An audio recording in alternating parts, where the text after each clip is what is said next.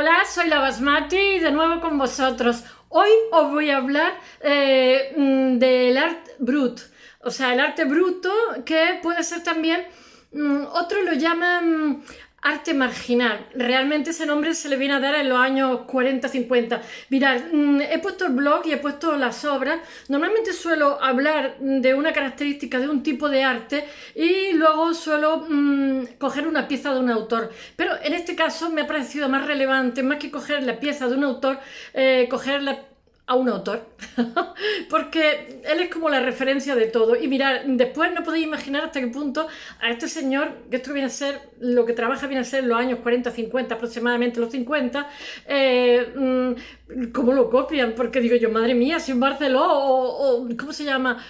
Basquiat, o sea, es increíble, son las mismas cosas, el mismo espíritu. Pero bueno, eso pasa en arte. Barcelona ha llegado a ser más famoso que este señor. Este señor ha llegado a ser muy famoso, francés, Jean Dubuffet. Entonces, os voy a hablar primero de la subjetividad, que ya sabéis que siempre es lo que hago, y después os voy a contar la vida de este señor, que será una parte más pequeña, porque me interesa muchísimo subrayar este arte, de dónde sale, cuál es su causa, cómo emerge, porque este es arte de los trastornados psiquiátricos, los presos, los niños, incluso el arte knife, o sea, porque ya sabéis que hay como un discurso dentro de la historia del arte de lo que es un canon, de lo que tiene que ser un cuadro, de cómo tienen que estar encajados, de cuáles tienen que ser los colores y todo eso. Entonces, esta gente se caracteriza, todo ello, que no respetan nada de eso y le salen unas cosas chulísimas, maravillosas. No las respetan sencillamente porque son autodidactas, carecen de formación, sencillamente porque no les interesa y bueno, las cosas que hacen son maravillosas. Y después muchísimos artistas como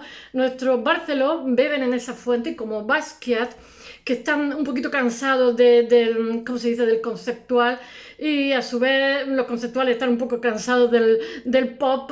Bueno, pues yo me he remontado un poquito más arriba. Entonces siempre ya sabéis que esto es como la dialéctica, tesis, antítesis, síntesis. Pero este señor, en los 70-80, que empieza otra vez la pintura a empujar, se pinta mucho a su manera, con las mismas cosas que él hace, que él también hace escultura al final de su vida y también texturiza mucho los cuadros, les mete serrín, les mete hierba, les mete de todo y los resultados son maravillosos. Y de hecho, ahora os lo contaré, él tiene una... De hecho, ahora mismo en Lausanne hay un museo dedicado a este tipo de arte, a este art brut o arte marginal. Oh, se me ha pegado. He pintado un poquito los labios y esto pasa a la historia, o sea, ya es una fórmula más dentro del arte. Y bueno, a mí algunas cosas me parecen un poco escabrosas, pero bueno, hay de todo, desde el arte knife más light hasta, yo qué sé, los sádicos, maníacos, asesinos, etcétera, etcétera. Esto se caracteriza, entre otras, porque los que lo producen no lo producen exactamente para, ¿cómo se dice?, venderlo en una galería, sino sencillamente porque le obsesiona un tema y tienen que sacarlo fuera. Y entonces lo que sacan fuera son cosas muy interesantes, que nos respetan la perspectiva, bueno, un montón de cosas que ahora os la cuento. Bueno, os voy a dar primero un poquito los precedentes, porque esto ya... En el siglo XIX ya se dan cuenta los psiquiatras, se dan cuenta los artistas, digamos que hay un discurso artístico marginal, por decirlo de alguna forma, y muy interesante por las cosas que hace, de los enfermos mentales, de los niños, etcétera, los que están al margen de las convenciones, por decirlo de alguna manera. Entonces, ya digamos, se llama la atención y después los artistas empiezan a llamar la atención y después las vanguardias son las que llaman más todavía la atención para que por favor se le haga caso, porque eso es un arte maravilloso. Y bueno, voy a hacer un poquito una cronología, digamos, de los antecedentes de determinadas personas. La podría hacer larguísima, como siempre lo digo, voy a contar 3 o 4 cosas, 3 o 4 fechas. Después os voy a hablar un poquito de lo que es el arte bruto, o el arte bruto o el arte marginal, porque en cada sitio se le llama de una forma diferente, porque realmente es Jean Dubuffet el que le pone el título de arte bruto, que influye muchísimo en el brutalismo de Stirling, montones de arquitectos, porque la arquitectura va vinculada, va de la mano de todo esto y tiene mucho que ver con el arte, es arte, se supone que es arte, ¿no?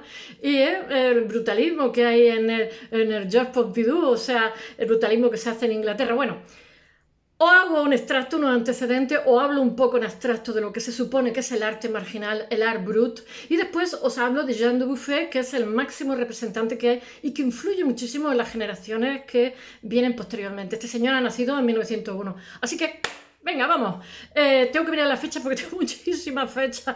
Bueno, en 1912 Paul Klee estimula a tomar en serio el arte de los niños y el arte de los enfermos psiquiátricos, porque hacen, una de las terapias que hacen es dibujar y pintar, y hacen cosas muy, muy interesantes. En 1939 Bill Taylor, que es un artista, que es una persona de color que ha nacido esclavo, a los 85 años se hace famoso por las piezas que hace de arte tan bonitas, que por lo visto las lleva haciendo toda la vida. Es analfabeto y carece de formación. Sin embargo, artísticamente es maravilloso. Y estos son, digamos, los ancestros de todo lo que os voy a contar. Seguramente habrá muchísimos, muchísimos más. Bueno, es uno de los pioneros del arte marginal, un hombre pobre con 85 años, ¿sabéis? Después, en 1949, Dubuffet hace por primera vez, de que nos voy a hablar dentro de un momento, Jean Dubuffet, que es un señor que había nacido en 1901, que había empezado a ir a una academia, que ahora os lo contaré, y que lo deja porque piensa que el discurso que hay de arte no va con él, que es una cosa que no va con el hombre corriente, que es vanidoso, es snob, es simplemente para que la gente rica se reconozca entre ellos, y después le imponen a la sociedad la manera de mirar para que sean como muy obedientes, y él se rebela contra todo eso, pero como no puede rebelarse, las cosas que quiere hacer no van a entrar nunca por el mercado de arte, pues su padre vende vino y le va bien, entonces deja el arte y se va a vender vino, pero después le da el gusanillo varias veces en su vida, y allá a los 40 años decide dedicarse full time a hacer arte. Pero bueno, mientras tanto hay ida y venida, no está seguro que de las cosas que quiere hacer se pueda ganar la vida. Y como no está seguro, se dedica a vender vino. Bueno, él hace una exposición en 1949 con más de 200 piezas, porque él se hace coleccionista de esta obra, de esta gente trastornada psicológicamente, o de presos, o de niños.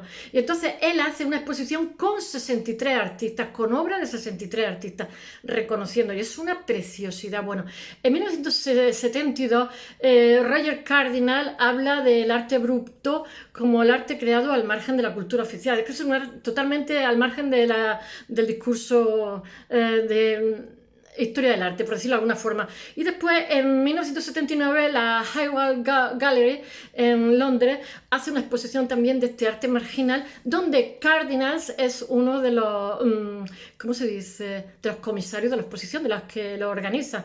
Todo esto es histórico. Como mis fuentes son anglosajones, pues se ponen ellos en la foto. Si hubieran sido españolas, seguramente los predecesores habrían sido españoles, ¿sabéis? Porque es que quien escribe se pone de protagonista en la película. Bueno, pero solamente esta fuente, que es inglesa, en fin, yo misma, como dije el otro día de los arquitectos, cuando hablé de los museos, que los arquitectos alemanes eran muchos, porque el libro era de la Taschen, o no me acuerdo de qué editorial alemana, que tiene las mayores editoriales de Europa. Bueno, he puesto más cosas de gente española, no os preocupéis. Bueno, el arte bruto marginal realmente es un arte producido por individuos totalmente ajenos a todo el medio cultural reconocido, por decirlo de alguna forma. A ver si me centro un poquito. Así.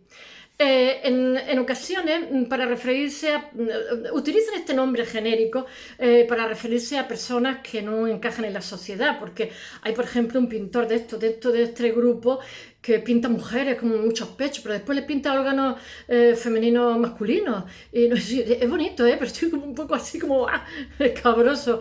Y entonces lo que tienen son gente con muchas obsesiones que utilizan el arte como válvula de escape, por decirlo de alguna forma. Yo creo que todos lo hacemos. O sea, estaremos un poco menos trastornados, aparentaremos más normalidad, pero el arte es tan maravilloso que cuando trabajas te quedas como vacío, ¿no? Me imagino que todas las artes, la música y todo. Bueno, entonces este arte marginal lo que pasa es que pone el foco. Ya sabéis que se han agotado todas las fórmulas, no por nada, y entonces están poniendo el foco. Es deciros también que este arte marginal se le empieza a reconocer después de la Segunda Guerra Mundial, de alguna manera, porque ya sabéis que cuando hay el trauma de una guerra, siempre como que las generaciones reflexionan mediante digamos, la brutalidad o la violencia, o reflexiona mediante la tranquilidad, la paz, otra forma de ver, pero siempre esas generaciones se quedan un poquito tocadas de lo que le ha tocado ver en primer plano, como es la muerte, la desolación de muchísimos inocentes. Entonces, los que vienen de la Segunda Guerra Mundial, Estados Unidos, los que están en otros sitios, Francia, etcétera, etcétera, que lo han sufrido, hay una sensibilidad muy receptiva a cosas que a lo mejor unos años antes pues no hubiera llamado la atención o hubiera sido desechada por desagradable o por marginal, lo que sea. Entonces esto, digamos, empieza a florecer, aunque esto ya está presente desde el siglo XIX, como he dicho, empieza más a florecer hacia los 50. Bueno, y ahí se incluye también el arte visionario de la gente que tiene visiones, el arte naif. Bueno, han hecho ahí un totus revolutus que meten, pero bueno, lo que se caracteriza sobre todo este tipo de arte que os estoy hablando es que no tiene un patrón determinado. O sea, hay como muchas vías, ¿no? Pero todas se caracterizan en que están al margen, como he dicho, del discurso oficial, por decirlo de alguna manera, y que no hay un estilo único ni en esta sensibilidad generalizada. Y bueno, y que todos se caracterizan porque la mayoría son autodidactas. Porque es que ya cuando vamos a las facultades ya es como los cerdos que lo meten en la máquina y salen todas las morcillas iguales, ya salimos las morcillas todas clonadas. Bueno, son a menudo, aunque os pueda parecer lo contrario, lo he hecho en el blog y hay preciosidades, aunque os pueda parecer lo contrario, son trabajos muy minuciosos y que suponen como una exploración obsesiva del tema. Estas piezas no tienen la finalidad, ¿cómo se dice?, mercantil de sacar dinero, sino que todo lo contrario, que es una vía para liberarse de nosotros. Yo me enteré al final de la carrera, después de estar 5 años con compañeros que eran esquizofrénicos porque se habían tomado un producto de estos en las discotecas que llevan 40.000 marranerías y que su psiquiatra les había mandado a hacer bellas artes. Eran inteligentísimos, pero no había ni un esquizofrénico ni dos, había... Pero yo digo, madre mía, estaban todos premiadísimos con una obra alucinante. Y claro, tenían otra visión de la realidad. Es que la esquizofrenia realmente no se sabe bien lo que es porque hay como predisposición genética y muchas veces el tomarte productos químicos, estos tóxicos, estas pastillas que venden, a lo mejor a una persona no le hace nada y a otro les produce un desequilibrio bioquímico que le lleva a la esquizofrenia, que a lo mejor en circunstancias normales, si no lo hubiera tomado, aunque tenía predisposición, nunca hubiera llegado a eso. Bueno, eso me lo contaron mis compañeros, los esquizofrénicos, que eran además inteligentísimos, buenos artistas, inteligentísimos, y espero que les vaya muy bien. Bueno, simplemente esta gente hace las cosas que hace porque necesitan expresarse, necesitan sacar fuera lo que tiene en su interior. Y yo he dicho que en el siglo XIX los psiquiatras llaman la atención sobre este tipo de piezas porque ellos mismos las coleccionan, piezas de sus pacientes, pero sin embargo no se le da la categoría artística hasta el siglo XX, por desgracia, cuando las vanguardias, como tengo que leer, lo sé por Clissing, no sé, que lo he dicho antes, Marx Ernst o Franz Marc, llaman la atención sobre este tipo de arte tan interesante y tan extraño, ¿no? Y que es cuando se comienza, porque también hay que decir una cosa, que también ya el psicoanálisis ya, digamos, ya es moneda común y empieza, pues no sé, a no parecernos tan raras determinadas cosas, ya está el surrealismo, etcétera, etcétera, que están como cabras, pero convierten en normalidad cosas que en otra época hubieran sido totalmente rechazadas. Bueno, eso tiene de fantástico sacar las cosas fuera, que no se quedan dentro y que al final nos acaban pareciendo normales. Bueno, desprecian el mundo del arte. Bueno, vamos a ver. Dubuffet, es deciros que es el máximo representante, por eso lo he sacado. No he querido poner una obra suya, sino hablar un poquito de su vida. Tampoco quiero abusar demasiado. Él desprecia... Es que siempre como, antes de esto, para estar más tranquila, como, y me dan... Jean Dubuffet, que ha nacido en 1901, ahora lo contaré, desprecia el mundo del arte. De hecho, él empieza en el mundo del arte 2 o 3 veces y las 3 la abandona porque le parece un mundo de snob y de gente que aboga por defender, yo qué sé, por hacer que sea la gente obediente al hombre corriente y que lo desprecian y que sean obedientes a las obras del pasado, a los cánones del pasado. Y que se traguen todo el arte del pasado, que está muy bien, pero que hay que ser contemporáneo con los tiempos que vive. Y entonces, claro, pues el siglo XX como que es bastante convulso con 2 guerras mundiales. Bueno, cree que hay una conspiración de la sociedad francesa. A mí me encantan los franceses porque son muy rebeldes, son chulísimos. Cree que hay una conspiración de la sociedad francesa para que, y de la cultura occidental en general, para que lavarle el cerebro a la gente. Yo también lo pienso, algunas veces, no es que sea conspiranoica, pero también lo pienso, porque la gente ya con Velázquez, que yo lo amo, pero por favor, hace 500 años hay que vivir el día a día, que si no después los artistas dejan de trabajar y se van a una Mercadona de cajeros, que está muy bien y lo respeto mucho, pero cada uno que haga lo que sabe hacer. Y bueno, que hay una especie de lavado de cerebro para que todo el mundo esté conforme cuando le cuelgan una exposición y les parezca maravillosa, y que hay que apostar por lo que se hace en cada momento, por lo que estás viviendo. Es como si estuviéramos siempre enganchados con Johann Sebastian Bach, que es maravilloso, que es un canon, que es un clásico, todo lo que le dé la gana, pero resulta que ahora se están haciendo otras cosas muy interesantes, mejor, peor, lo que sea, pero son las de tu tiempo y tienes que vivir tu tiempo, no hace 500 años. Y claro, pero los museos, como se quieren asegurar una cantidad de gente, etcétera, una cantidad de números al final del año, pues siempre están mirando el pasado. Aparte que tienen las bodegas llenas y les sale más barato sacar lo que tienen antiguo que tener que traer obras de otros museos, que es mucho más complejo. Bueno, ¿por dónde iba yo? Que bueno, que este señor Jean Dubuffet dice que hay una reverencia total de la sociedad hacia la obra del pasado y que eso se educa desde arriba. Y considera que no debe de existir un estándar de la excelencia ni una jerarquía estética. Yo también lo pienso, y cualquiera que tenga dos dedos de luz.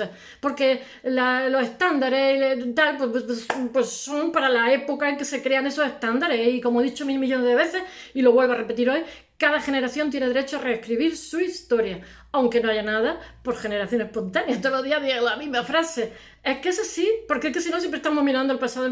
El que mira el pasado no tiene presente ni futuro. Vamos a empezar por ahí, ¿eh? Entonces, no hay que tener tanto miedo al fracaso, ni el miedo al qué dirá, ni miedo a todo. Hay que intentar abrir nuevas vías, porque tenemos que vivir la contemporaneidad, lo que nos toca. En fin, ahora podríamos hacer cuadros de mascarilla, gente con mascarilla, me está tentando hacerlo. Pero lo que pasa es que es algo oportunista, pero me tienta, ya he hecho varios dibujos. Bueno, a la vez que critica el mundo del arte, se convierte en alguien muy, muy famoso, como el que os conté también, que también era francés, no me acuerdo cómo era, Durán, el que hacía los pósters que pegaba por ahí, también lo critica y se acaba convirtiendo en alguien importantísimo, en alguien influyente, porque sabe que lleva razón. Su carácter rebelde, su rechazo de los gustos, su predilección por los materiales basura, inspiran a cantidad de artistas de la época y posterior. Ya les digo que Basquiat y nuestro Barceló son totalmente lo que hace este señor en los 50. Bueno, ahora voy a contar un poquitín su vida, pero rápido. En 1901 nace en Le Havre, y en 1918 se va a una academia que se llama Julian a estudiar pintura, pero a los 6-7 meses le da el punto, como tiene un carácter fuerte, y dice que no le da la gana, que lo que quiere hacer de arte no va por ahí, por hacer, yo qué sé, sombreaditos y carboncillos, que adiós muy buena, y se va a vender vino de su padre. y abandona, y él dice que va a estudiar por su cuenta, que él prefiere ser independiente, autodidacta y vender vino, que va a aprender más, que si se pone a hacer lo mismo. Os voy a decir una cosa, el de Apple, no me acuerdo cómo se llama, el fundador de Apple también dejó la facultad porque decía que el sistema lo que hacía era gente clonada y que así no se puede ser creativo para ¿cómo se dice? Para fundar nada ni hacer nada, porque ya te matan la imaginación cuando estás estudiando. Algo de razón llevan, ¿eh? Algo de razón llevan, porque yo veo muchísimos autodidactas que bien, vale, lo que hacemos en la facultad es quemar etapas, pero la verdad también nos queman a nosotros, nos achicharran, porque las jerarquías siempre achicharran a los jóvenes. Entonces, hasta cierto punto estoy un poquito de acuerdo con ellos. Bueno, ¿por dónde iba yo? En 1924, tengo que mirar las fechas, deja de pintar poco convencido y se encarga de las ventas de su padre de vino, a las cuales irá y volverá.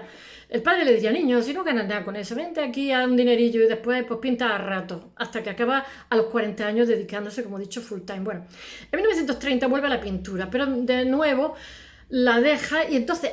En 1942, ha nacido en el año 1901, o sea, tiene 40-41 años, ya es maduro, por decirlo de alguna forma, y dice que su vocación es esa, y que prefiere, bueno, morirse de hambre, vender menos vino, y lo hace con bastante éxito, y éxito comercial también, en Estados Unidos y en todo el mundo, ¿eh? Y estamos hablando de los años 40, ¿eh? En el 1944 hace, pero realmente el boom suyo es en los 50, aunque ya...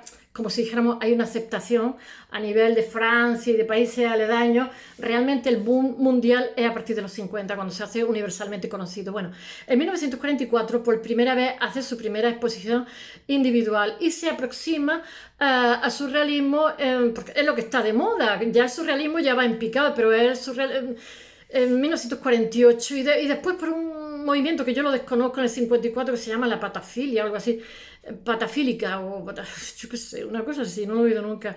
Y después, influenciado, porque este señor lee mucho, por unas lecturas de un señor alemán que lo tengo que leer porque es un nombre complicado como todos los nombres alemanes. Hans sí me lo sé, pero el apellido es diabólico, se llama Pritzhorn, y el libro se llama Artistries of the Mental 3, no sé si era el tercer volumen o la tercera edición. Lee este libro y entonces él bautiza con el nombre de Art Brut a este arte que era marginal realmente. A mí lo de brut me parece muy bruto, me parece menos desagradable arte marginal, que también tiene un punto chungo, pero bueno, el arte generado por profesionales que trabajan fuera de lo que es el discurso de las normas estéticas, del discurso del arte, y como prisioneros, pacientes mentales, niños, etcétera, el naif. Y bueno, él hace, como os he dicho antes, su propia colección de arte y incluye a Alois Corbas. Todo esto, no os voy a contar su historia, pero son todos trastornados, muy trastornados, toda la vida en un manicomio. Ahí está la inspiración, y no fuera que nos distraemos. Alfredo Pirucha y Aldo Wolfi. Dubuffet pretende crear un arte como libre de preocupaciones, libre de encorsetamiento. Está muy bien, ¿eh?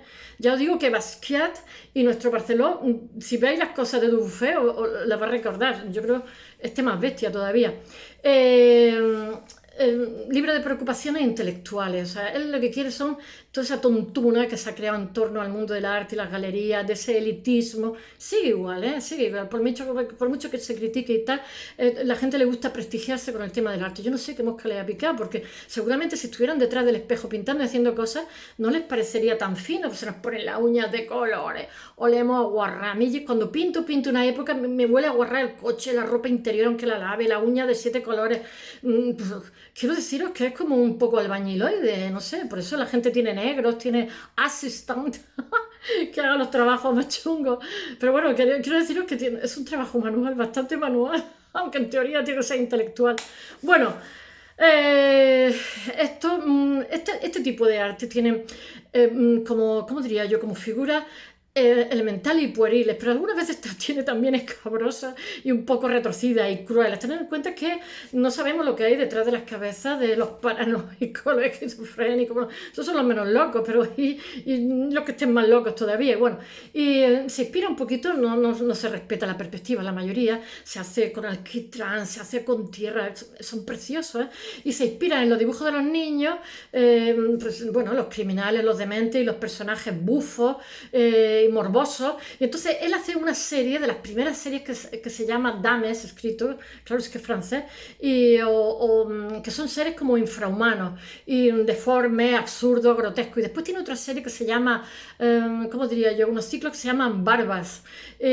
Muchos de los trabajos de Dubuffet son óleos, pero que utilizan mucha carga matérica, como os he dicho. Luego acaba en la escultura, como no, nosotros somos los que controlamos. Nosotros no tenemos trucos ni sombreados. Está todo ahí, se le puede rodear a la pieza.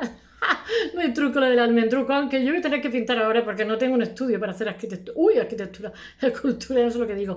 Bueno, él le mete arena, alquitrán, paja a sus piezas, dándole muchísima textura.